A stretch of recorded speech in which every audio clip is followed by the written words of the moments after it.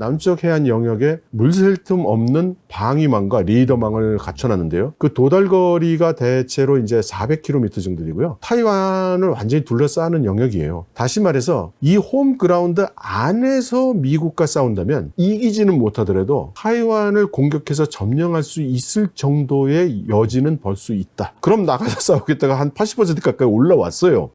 지금 중국 정치 경제 전문가 이철 박사님과 함께하고 있습니다. 자, 오늘 이 박사님을 모신 이유 중에 하나가 이 한반도 주변 정세가 진짜 어느 때보다도 좀 엄중해졌기 때문인 것 같은데요. 마침 이 최근에 내신 책, 이 이미 시작된 전쟁이란 책, 여기서 보면 지금의 상황들이 많이 묘사되어 있는 것 같습니다. 그래서 관련해서 하나씩 여쭤볼까 하는데, 자, 지금 어쨌든 우리한테 제일 초미의 관심사 중에 하나가 네. 중국이 앞으로 뭐 대만을 뭐 5년 내로 침공한다, 뭐 이런 얘기들이 자꾸만 나온단 말이죠. 네네네. 우크라이나 전쟁이 없었으면 설마 말이 안 되는 얘기다 이렇게 네. 치부하겠지만 네네. 과연 이 시점에서는 중국의 대만 침공 가능성 어떻게 네. 보고 계신지 궁금한데요. 저는 기정사실로 생각하고 있습니다. 기정사실이다. 예, 이거 정말 시간과 방법의 차이는 있을 수 있겠지만 중국이 타이완을 통합하려고 하는 것은 기정사실이다 이렇게 생각합니다. 자, 그러면 어떻게 보면 중국에서 이게 그냥 대내적으로 단결하기 위해서 예. 국민들 단결을 갖고 오기 예. 위해서 침공한다 자꾸 밖으로 얘기하고 예. 미국하고 각을 세우는 것처럼 보이고 있을 뿐이지 에이, 설마 침공까지 안 할 있을 것이다, 이렇게 예. 준비 안 할 것이다 이렇게 얘기도 많은데, 자, 지금 그러면 이게 그 정도가 아니라 실질적인 침공 네. 가능성 네. 언제쯤 어떻게 할 거라고 보시는 거죠? 저는 가장 가능성이 높은 시기를 2027년으로 생각하고 있습니다. 그리고 이 그 중국의 소위 조국 통일 과업이라는 것은 요즘 와서 생긴 일이 아닙니다.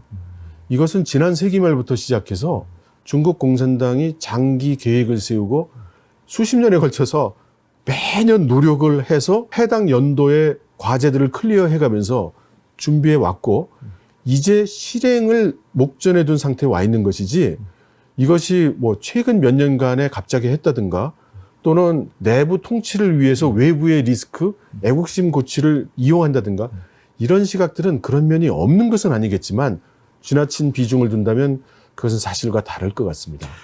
근데 이제 우리가 러시아가 우크라이나를 침공한 다음에 이 서방이 어떻게 제재를 했는지를 한번 봤잖아요. 네네. 근데 이제 물론 뭐 상황이 많이 다르겠습니다만 네. 이렇게 서방이 중국을 제재하는 일이 만약에 생긴다. 네. 그러면 물론 뭐 서방도 타격을 입겠지만 중국 입장에서는 야, 이제 경제 좀 살만해졌는데 라고 하는 상황에서 어쨌든 타격을 심하게 받을 거잖아요. 예, 예. 그걸 다 감수할 수 있을까요? 예, 그런 질문을 제가 그야말로 수없이 받았습니다. 그게 손해다 아니다는 몇 년 단위로 생각을 하는 우리 같은 사람들의 시각에서는 그렇지만 중국은 기본 계획 단위가 5년이에요. 그래서 장기 계획 그러면 50년, 100년이란 말입니다. 그러면 중국 입장에서는 이렇게 생각하는 거죠. 100년 뒤를 본다면 타이완을 통합하는 게 이로운가 이롭지 않은가. 그런 시각에서 보면 어떨 거라고 생각하십니까?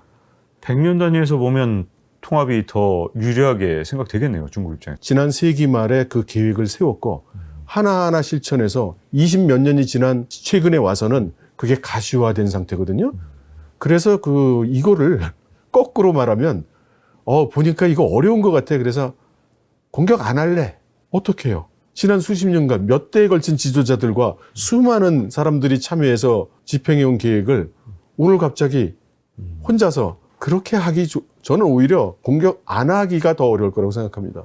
그 방법이 근데 진짜로 뭐 타이완에 정말 군대를 보내서 점령하고 이런 침공식 방식, 이거밖에 방법이 없는 겁니까? 다른 방식도 있을 수 있지 않을까요? 예, 그래서 제일 좋은 건 평화통일이죠. 그래서 중국이 타이완에 대해서는 소위 경제적 종속 전략을 시전해 왔습니다. 그래서 타이완과는 에크파라는 FTA에 해당되는 그런 합의를 했고요. 그래서 타이완 기업들은 중국에 오면은 세금이 국내하고 똑같이 내고, 외국 기업은 중국에 가면은 영업을 할 수 있는 범위가 있고 못하는 사업이 있는데 타이완 기업들은 대부분 하고요. 그다음에 타이완에서 물건을 수출하면은 관세도 없어요. 그렇게 해서 타이완을 중국 경제의 일부로 통합을 시키면 그럼 타이완 사람들이 너무 혜택을 받고 너무 좋다. 그래서 단체 관광객도 엄청나게 보냈죠. 네. 그런데 이제 홍콩에서 민주화 시위가 나고 여기에 대해서 중국의 대응이 상당히 강경한 대응을 하고 국가보안법 같은 걸 만들어서 적용하고 하니까 타이완의 여론이 우린 저렇게 못 살아 하고 전부 통일이 안 되는 쪽으로 중국의 일부가 될 수는 없는 것으로 이제 이렇게 가고 정권도 타이완 독립을 지향하는 민진당이 계속해서 여당이 되다 보니 중국 쪽에서 볼 때는 이제 평화 통일은 물 건너간 이야기가 되고 있는 거죠. 근데 지도부는 그렇게 생각할 수도 있어요. 아까 네. 말씀하신 것처럼 이제 50년, 100년 계획을 네. 볼 수도 있지만 지금 이제 좀 최근 1, 2년 사이에 중국이 이제 좀 살만해졌다. 네. 이제 정말 먹고 살만하네. 예. 이런 생각을 했는데 이렇게 어떻게 보면 잘 살다가 못 살게 되는 게 제일 타격이 큰데 네. 정말 국민들도 그걸 견뎌낼 수 있을까요? 중국에서? 중국의 일반 대중들은 그렇게 하면 못 살게 될 거라는 생각이 없습니다. 그리고 대부분의 중국 사람들은 이 양안 전쟁이 자기하고 직접적인 관계가 없어요. 그러니까 우리나라는 땅이 작다 보니 남북 전쟁이 일어나면 이거 모든 사람이 큰일이죠. 근데 중국에서는 예를 들어 제가 베이징에 살고 있으면 저 남쪽에서 타이완하고 싸운데가 이제 먼데 얘기예요. 아니 근데 또 다른 가능성. 예. 아니 어쨌든 지금 군사력에서 최강국은 네. 미국인데 예. 중국이 섣불리 진짜 예, 예. 뭐 타이완을 건드렸다가 예. 이 우크라이나하고는 판이 다른 거 아닙니까? 네. 미국도 타이완은 절대 양보할 수 없는 예. 부분일 텐데요. 예, 이게 그렇습니다. 싸웠다가 질 수도 있는 거 아닌가요? 네, 그야말로? 그럴 수도 있죠. 그걸 고려할 수밖에 없는 거 아닙니까? 네, 중국이? 그렇습니다. 네. 당연히 이거 싸워서 질 것 같으면 그런 전쟁은 이제 일으킬 수가 없습니다. 다만 한 가지 우리가 생각해야 될 것은 요즘 와서 이제 뭐 미중 간의 패권 전쟁이라든가 이런 얘기를 많이 듣는데요. 중국은 현재로서는 미국과 패권 전쟁을 할 생각이 없습니다. 물론 미국을 능가하는 슈퍼 강국이 되고 싶죠. 네. 그러나 현재 상황은 훨씬 못하기 때문에 현재 단기적인 중국의 목표는 타이완 통합이고 조국 통일입니다.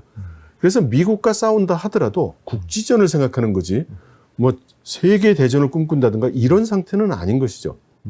그래도 지금 미국이 타이완은 절대 포기 안 해. 적극 개입할 거야. 네. 이렇게 되면 어쨌든 미국의 어쨌든 주력 부대와 싸워야 되는데 이거는 아직은 중국이 승산이 전혀 없는 상황이라고 봐야 되지 않을까요? 그러니까 승산이 전혀 없는 것이냐가 이제 네. 퀘스천 마크죠. 그게 좀 문제군요. 뭐냐 하면은 이제 두 가지가 있는데요. 첫 번째로 정치적 배경으로는 중국은 일당 독재주의 국가이기 때문에 네. 이 전략을 가지고 지난 수십 년간 노력했고 앞으로도 수십 년간 일관되게 노력할 수 있어요. 네. 근데 미국은 대통령 바뀌고 정당 바뀌면 타이완 정책이 또 바뀔 가능성이 있죠.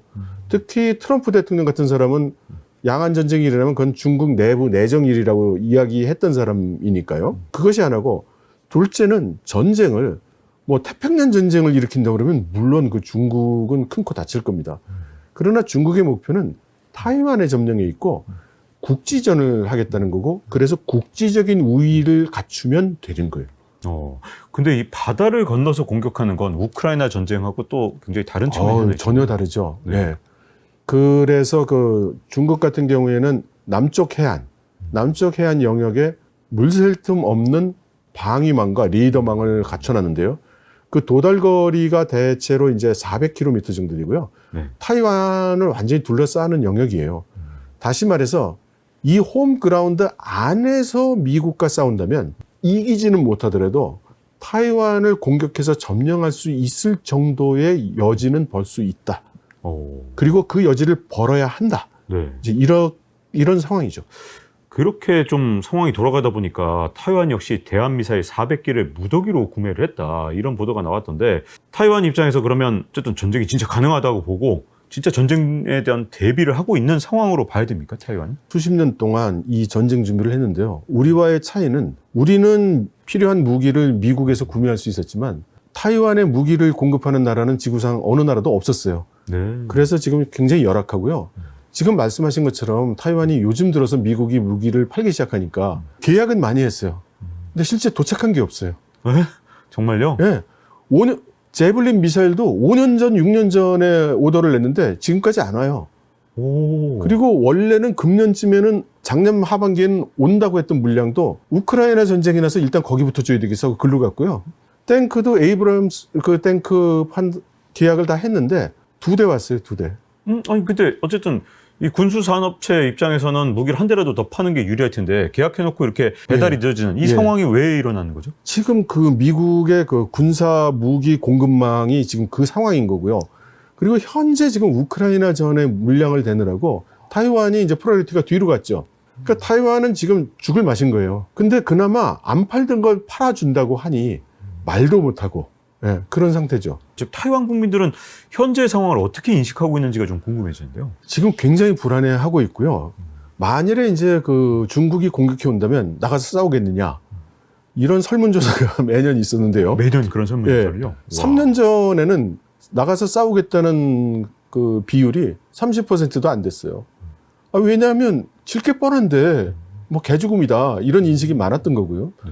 그런데 이게 이제 아까 말씀드린 그 홍콩 사태라든가 이런 걸 보면서 난 절대 저런 체제에서 못 살아 이렇게 되고 거기에 미국과 이제 일본과 이런 나라들이 타이완을 돕겠다고 지키게 주겠다고 막 오니까 그럼 나가서 싸우겠다가 한 80% 가까이 올라왔어요. 30에서 80을 갔다고요? 예. 야, 이거 완전히 바뀌었네요. 그런데 이게 작년 말부터 시작해서 다시 이게 좀 내려오고 있습니다. 한 10% 가깝게 내려왔는데요. 이유가 막 흥분해서 나가서 싸운다고 할 때는 그래도 설마라는 생각이 있었는데 지금은 대부분의 타이완 사람들 70% 이상이 중국이 실제로 공격할 거다라고 생각을 해요.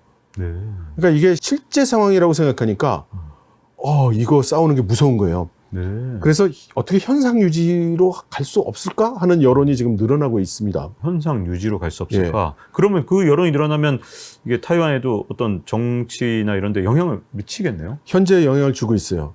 원래는 그 중국에 반발하고 있는 독자 노선을 가고자 하는 지금의 여당 민진당이 비중이 굉장히 높았는데요. 지금 우리는 타이완 사람이 아니라 중국인이다. 그래서 하나의 중국이라는 것은 맞다라고 얘기하고 있는 국민당의 지지 비율이 지금 올라가고 있어요. 네. 그래서 국민당은 이번에 혹시 총통이 될 수 있을지도 모른다 이렇게 생각을 하고 있는데 현재까지 나타나고 있는 그 민의를 살펴보면 여론조사 결과에서는 역시 민진당 쪽이 10% 이상의 차이를 보이면서 앞서고 있습니다. 이 타이완의 총통 선거가 24년 1월인데 뭐 어떻게 보면 얼마 안 남았네요. 네, 근데 네. 이제 이 선거의 향방에 따라 진짜 많은 것들이 바뀔 가능성이 있잖아요. 네네. 혹시 이제 시나리오의 가정에서 민진당이 재집권에 성공한다. 네. 그러면 일단 어떻게 될 거로 보십니까? 그렇게? 일단 중국 입장에서는 이제 평화 통일의 가능성은 일말의 가능성도 이제 없어졌다고 보겠죠. 그러므로 전쟁의 위험은 훨씬 더 올라갈 겁니다. 그리고 국민당이 승리하는 경우가 된다면 네. 시간은 조금 벌 수 있을지도 몰라요. 일단 뭐 협상을 하고 뭐 이야기를 하는 과정이 필요할 때니까 말이죠. 지금 민진당에서 반발해서 제3당을 창당한 거원저라는 사람이 있는데요. 네네. 이 사람이 지금 민진당 표를 거의 한 20% 정도 갉아먹고 있어요. 네네네. 커원진하고 예. 지금 현재 이제 국민당 후보가 단일화할 가능성은 전혀 없는 건가요, 그러면? 그것은 사실 생각하기 좀 힘들어요. 그리고 국민당은 국민당의 지금 후보도 아직 정해지지 않았어요. 이게 재밌는 게 국민당은 전통적으로 바깥으로 이야기하는 정견이나 노선은 똑같아요. 근데 맨날 안에서 내투가 심해요. 네. 그리고 민진당은 자기들 안에서 엄청나게 싸워요. 그런데 일단 외부에 대해서는 모두 이 단합해서 대응해요. 그래서 국민당과 커먼저 이런 것도 지금은 생각하기 어렵다고 봅니다. 네. 국민당이 뭐 타이페이 시장 선거도 이기고 그래서 네. 조금 뭔가 타이완의 정치 지형이 좀 바뀌나 했더니 그건 아닌가 봅니다, 그러면. 네. 물론 국민당이 많이 승리한 걸로 볼 수 있지만 네. 역으로 말해서 민진당이 내치에 많이 실패한 그 결과일 수 있고요. 그리고 전통적으로 타이완의 선거는 지자체장 선거, 그러니까 지방 선거는 인물 위주로 사람을 뽑는 경향을 보여왔고요. 근데 총통 선거, 대선은 뭐라고 해도 그 대중국 전략이 가장 중요합니다. 그러니까 아까 그 지방선거에서 국민당이 앞서 나갔다고 해서 대선에서 국민당이 유리하다고는 얘기할 수 없습니다. 네. 뭐 가능성은 굉장히 적지만 예. 뭐 국민당이 승리한다고 하더라도 뭐 그렇다고 이 대놓고 예. 타이완이 친중으로 돌아서거나 그럴 가능성은 없는 거죠? 현재는 어떻게 보시나요? 그렇죠. 이 친중이라는 말의 이제 정의에 따라 틀릴 텐데요.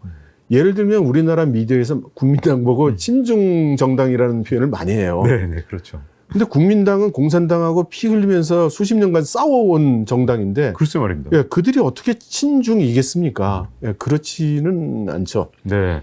자, 그럼 이제 24년 1월 이제 이 대만에서의 총통 선거를 앞두고 궁금한 것 중에 하나는 중국이 예전 같으면은 막 압박 수위를 높이면서 예, 예. 이 총통 선거에 어쨌든 영향을 주려고 노력을 해왔단 예, 말입니다. 예. 이번에는 뭔가 좀 달라진 것 같아요. 이 압박이 어떻게 보면 안 먹혔다고 생각해서 그런지 아니면 아직 초기라고 생각하는지 아직은 별일이 없던데 앞으로 총통 선거를 앞두고 중국은 어떻게 나오게 될까요? 사실은 그 새로운 방식으로 압박을 시작했다고 보는 게 맞을 것 같아요. 네. 그러니까 이전까지는 아까 말씀드린 대로 경제 통합이라는 대전략 하에 있었기 때문에 떡을 조금 더 준다, 덜 준다, 뭐 이런 식의 수단을 사용했었는데요. 지금은 타이완하고 경제적 협력이 지금 단절돼 가고 있는 상황이거든요. 그러니까 여기서 섣불리 경제적인 페이버를 더 준다고 얘기할 수가 없고, 그러다 보니 이번에 나온 것이 뭐냐면 타이완이 중국의 제품과 무역을 하면서 불공정 무역을 하고 있다.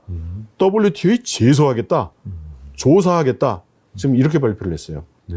그러니까 여태까지는 당근을 내미는 정책을 썼다면 지금부터는 주로 채찍을 때리는 그런 전략을 쓸 걸로 보여요. 자, 우리 입장에서는 어쨌든 내년에 있을 타이완의 총통 선거에 대해서 관심을 계속해서 가질 수밖에 없는 그런 상황이겠군요. 예, 이게 타이완 선거로 끝나는 게 아니라 이것이 양안 간의 관계를 규정할 것이고 그것이 다시 동북아 지정학적인 정세를 결정할 거라서 많은 국가들이 관심을 가지고 있습니다.